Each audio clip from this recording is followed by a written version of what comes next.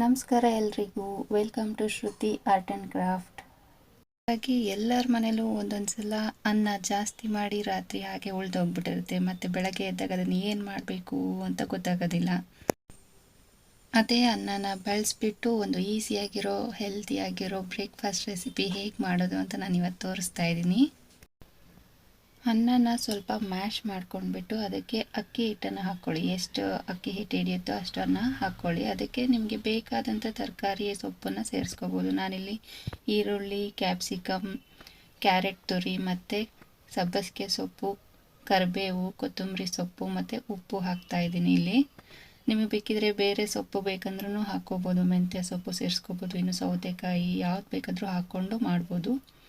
ಮತ್ತು ಸ್ವಲ್ಪ ಅಜ್ವಾನ ಮತ್ತು ಜೀರಿಗೆ ಕೂಡ ಸೇರಿಸ್ಕೊಳ್ರಿ. ಇದನ್ನೆಲ್ಲ ಚೆನ್ನಾಗಿ ಮಿಕ್ಸ್ ಮಾಡ್ಕೊಳ್ಳೋಣ. ಈಗ ಇದನ್ನೆಲ್ಲ ಚೆನ್ನಾಗಿ ಕಲಿಸ್ಕೊಳ್ಳೋಣ. ಫಸ್ಟು ಇದಕ್ಕೆ ನೀರು ಸೇರಿಸೋದೇನು ಬೇಡ. ಅನ್ನನೇ ಮೆತ್ತಗಿರುತ್ತಲ್ಲ, ಇನ್ನೂ ಅಕ್ಕಿ ಹಿಟ್ಟು ಬೇಕಾದರೆ ಹಿಡಿಯುತ್ತೆ. ನೋಡಿ ಎಷ್ಟು ಕಲರ್ಫುಲ್ಲಾಗಿ ಕಾಣಿಸ್ತಾ ಇದೆ ಅಲ್ವಾ? ತಿನ್ನೋದಕ್ಕೂ ಕೂಡ ಅಷ್ಟೇ ಟೇಸ್ಟಿಯಾಗಿರುತ್ತೆ. ಇನ್ನು ತೆಳ್ಳಗೆ ಅನ್ನಿಸ್ತಾ ಇದೆ ಅಂದರೆ ನಿಮಗೆ ಬೇಕಾದರೆ ಅಕ್ಕಿ ಹಿಟ್ಟನ್ನು ಸೇರಿಸ್ಕೊಂಡು ಕಲಿಸ್ಕೊಳ್ತಾ ಬನ್ನಿ. ಇದಕ್ಕೆ ನಾನು ಹಸಿಮೆಣಸಿಕಾಯಿ ಹಾಕೋದನ್ನು ಮರ್ತಿದ್ದೆ, ಈಗ ಹಾಕ್ತಾ ಇದ್ದೀನಿ. ನಿಮಗೆ ಖಾರಕ್ಕೆ ಎಷ್ಟು ಬೇಕೋ ಅಷ್ಟು ಹಸಿಮೆಣಸಿಕಾಯಿನ ಹಾಕೋಬೋದು. ನೋಡಿ ಇನ್ನೂ ಹಿಟ್ಟು ಹಿಡಿತಾ ಇದೆ. ನಾನು ಇನ್ನೊಂದು ಸ್ವಲ್ಪ ಅಕ್ಕಿ ಹಿಟ್ಟು ಹಾಕ್ಬಿಟ್ಟು ಮತ್ತೆ ಕಲಿಸ್ಕೊಳ್ತಾ ಇದ್ದೀನಿ.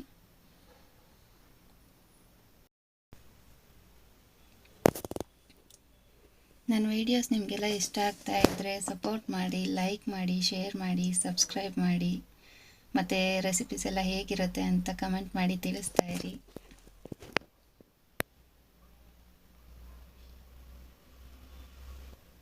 ನೋಡಿ ಅದಕ್ಕೆ ಇದನ್ನು ಕಲಿಸ್ಕೊಂಡು ಇಟ್ಕೊಳ್ಳೋಣ.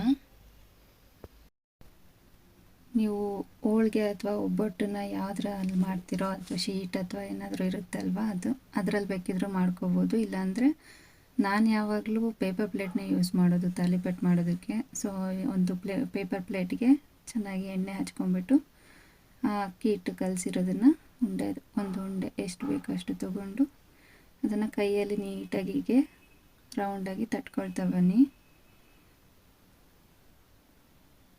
ನಿಮಗೆ ತಟ್ಟೋದು ಈಸಿ ಆಯ್ತು ಅಂದರೆ ತಟ್ಕೋಬೋದು, ಇಲ್ಲ ಅಂದರೆ ಅದ್ರ ಮೇಲೆ ಇನ್ನೊಂದು ಕವರ್ ಹಾಕಿ ಲಟ್ಟಿಸ್ಕೋಬೋದು.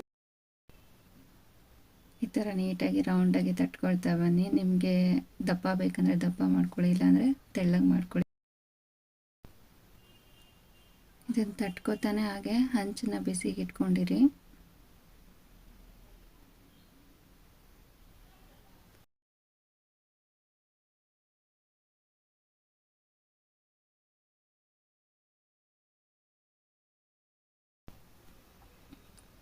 ಆಗಿದೆ ನೋಡಿ, ಇವಾಗ ಇಷ್ಟಾದರೆ ಸಾಕು.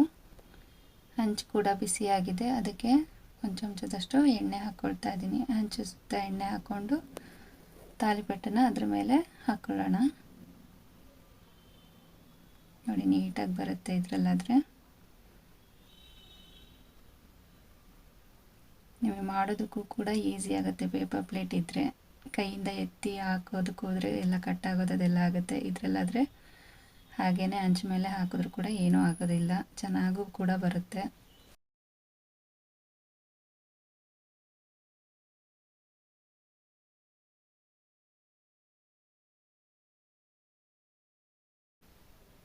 ನೋಡಿ ನೋಡೋದಕ್ಕೂ ಎಷ್ಟು ಕಲರ್ಫುಲ್ಲಾಗಿ ಕಾಣಿಸ್ತಾ ಇದೆ ಅಲ್ವಾ?